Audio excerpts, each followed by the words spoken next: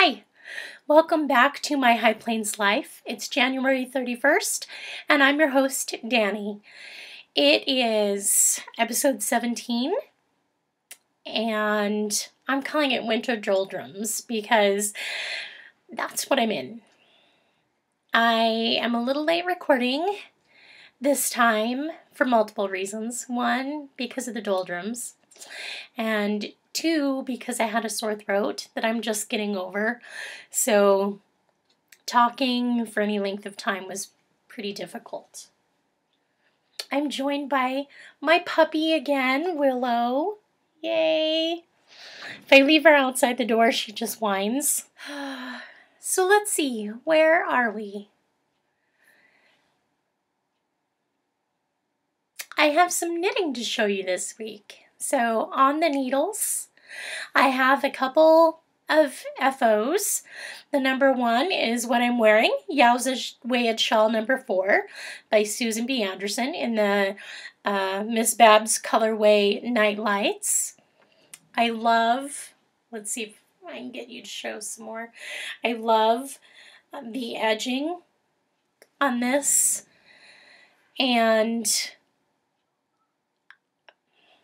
I think I'd do another one, the Weighted Shawl number 4 again, because I enjoyed knitting it so much.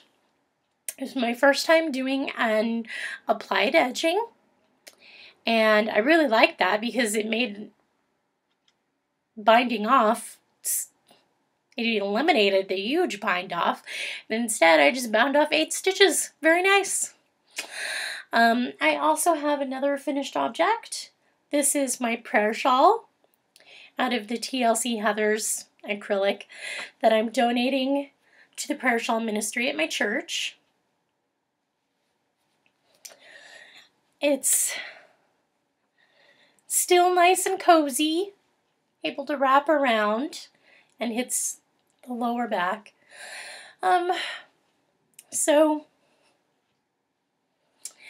I will be donating that to my prayer shawl ministry and starting a new prayer shawl. I have several whips, but I've been pretty monogamous to my Eileen. Here, let's show you this first. My Eileen Tee by Coralie Meslin. I'm knitting it out of Taki Yarn Sedona in the Kiwi colorway. This is my left sleeve. Yay! As you can tell, I'm only a couple stitches in. But this is my finished front and back. So I have my finished back. I knit in the round and then divided for front and back. My finished front, and you can see the eyelet pattern in the sleeve, the armholes emerging, and the V-neck. I'm really loving this yarn. And I tried it on, and if the sleeves with the cap shoulders fit right, I should have a good fit. Yay! Because my swatch totally lied. My swatch lied! I even washed and blocked it, and it still lied. But, so there's my main whip that I've been pretty monogamous to. And in addition to that, I've been knitting on my vanilla socks. Since the last time you've seen them, they were there. I have knit the heel. I did the Spacious OMG heel. I think it's by Michelle Williams. One of the stockinette zombie girls. And so I've knit the heel and have started up the leg. So that's where I'm at on my vanilla sock. I put some time into it, but like I said, not a lot because I've been pretty monogamous to the Eileen Tee. until I started this sleeve, and then knitting it flat and purling back and forth is kind of annoying. Well, knit, purl, kind of annoying. So I haven't gotten as far on that as I should be, but that's okay. I have been stocking nothing on Ravelry. I'm trying to finish up items for the DCS Pigskin Party since the Super Bowl is next weekend, and that's the end of it. I have some spinning to finish, and that's the only thing that I have that will qualify for it, I think. So I don't want to start something new and not be able to finish it before the Super Bowl, but maybe I'll see if I can fit another hat in there or something.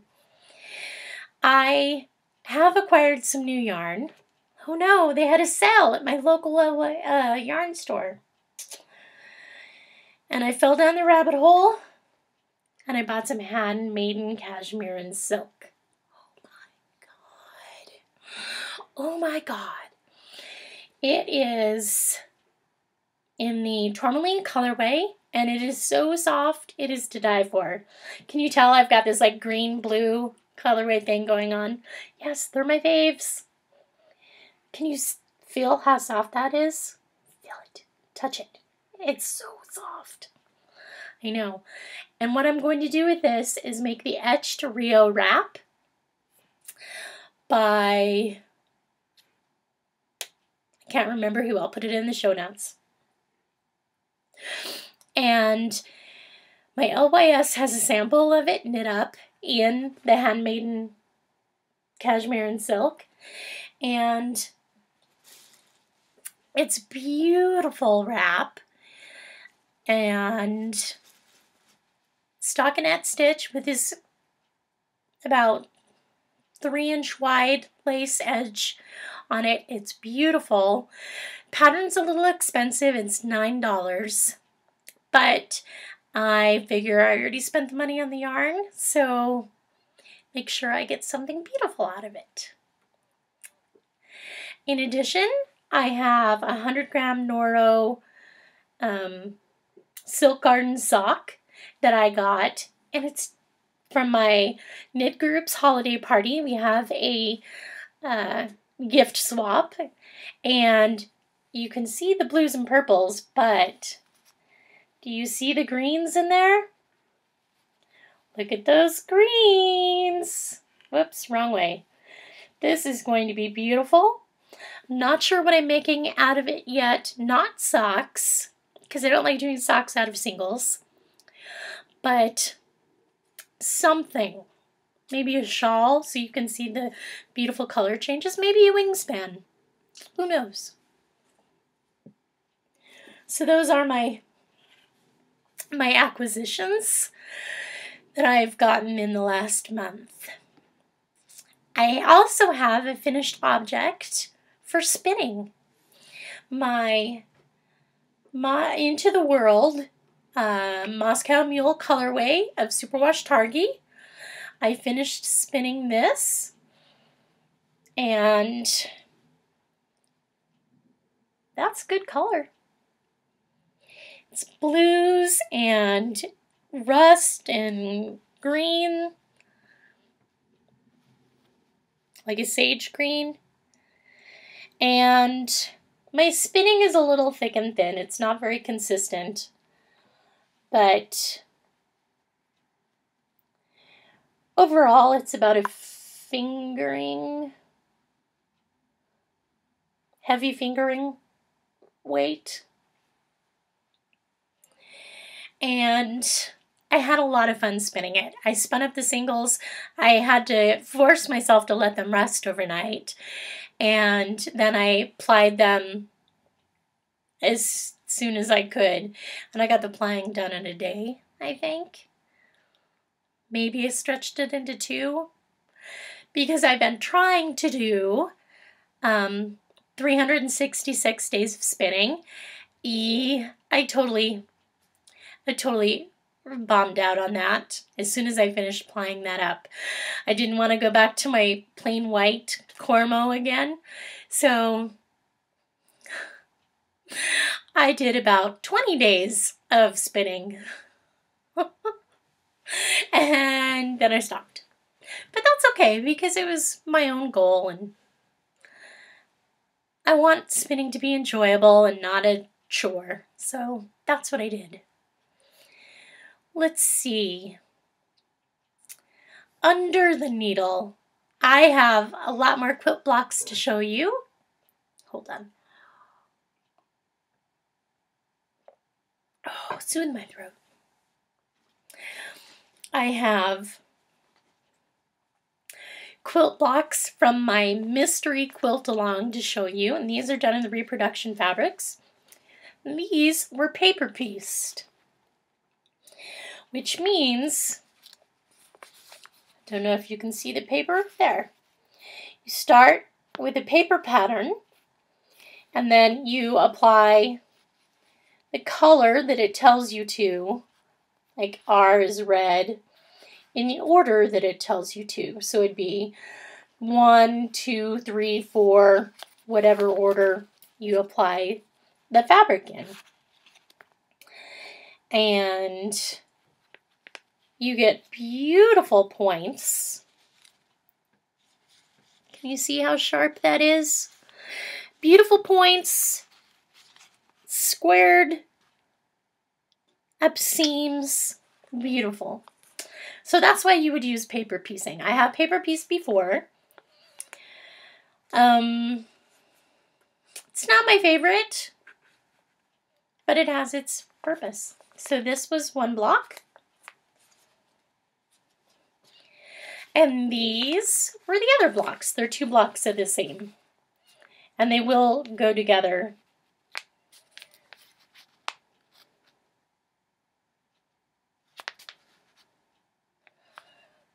In the final quilt. But isn't that cute? Little spinning wheels. So those are from my mystery quilt along block of the month.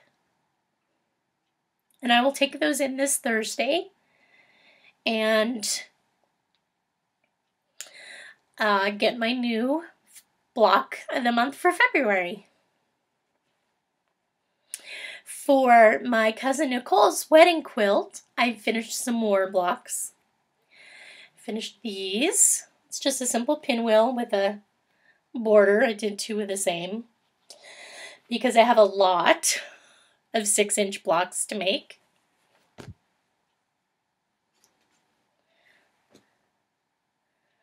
A 9-inch block.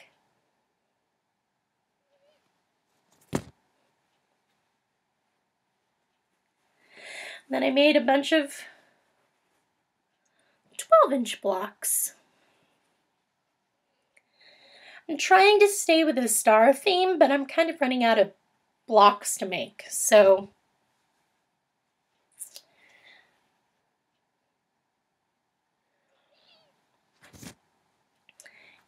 we shall see how far I go along.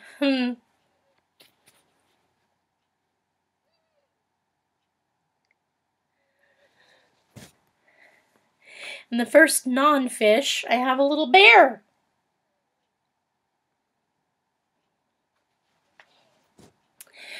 So I've got almost all the 12-inch blocks done. Now I just need to work on the 6 and 9-inch blocks. However, I was kind of thrown for a loop this last week because I was notified that they've bought a king-size bed. And I've been making a queen-size quilt. So I need to add 16 inches of width. The length is fine. I'll have to add 16 inches of width to my quilt. Whether I do that by borders or which an 8-inch border just on the side is kind of odd, or additional blocks and have to rework my arrangement, we shall see. But it's easy enough. I don't have anything put together yet, so it's easy enough to adjust it as we go and actually give her a quilt that'll fit her bed. So we'll work on that. And that is for my cousin's wedding. Off topic, I mentioned I participated in the Junkyard Podcast Christmas card swap. Well, I did get the card from my swap partner, and she was so gracious and included 2 pairs of beaded earrings that she'd made that were beautiful. One was a little angel, and one was a candy cane for Christmas. And I don't have them with me at this moment, so I apologize. But how cute is that? They were totally adorable. Well, we passed the winter solstice. The days are getting longer, but I've got the winter doldrums.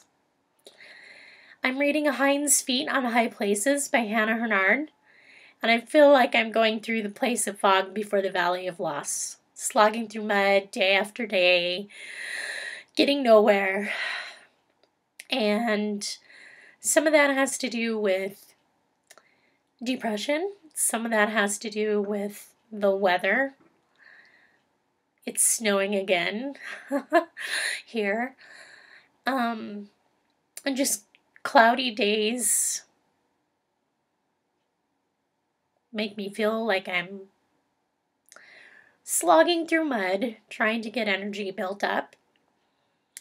And part of that is I've been fighting off this sore throat. So everything combined just made me feel like in the winter doldrums, and hoping that sun comes out, clears things up, and I can quit slogging through this mud. So I've been thinking of taking you on a tour of my craft room, so you can see some of it behind me as I film. But I keep telling myself, no, I'm going to clean it up and organize before I show anybody. Well, we all know that's not going to happen because I'm continually using it. So I thought maybe I would take you on a Periscope tour of my craft room. So if you're interested, please feel free to follow me on Periscope. My username is DannyGirlCo on there also. And later today, maybe I'll make it later this week. So later this week, I will give everybody a tour of my craft room and give you a chance to ask questions and about how I store my yarn or my fabric or my tools, and see how everybody else does things too. So that's my plan. Hold me to it. Here's wishing that the sun comes out and everybody has sunny days ahead, and I will talk to you in a few weeks. You can find show notes at www.myhighplainslife.blogspot.com, and you can join us on Ravelry and Instagram. I'm DannyGirlColorado on Ravelry and Instagram, and our Ravelry group is My High Plains Life Podcast. Feel free to join us. I'll see you soon. Bye.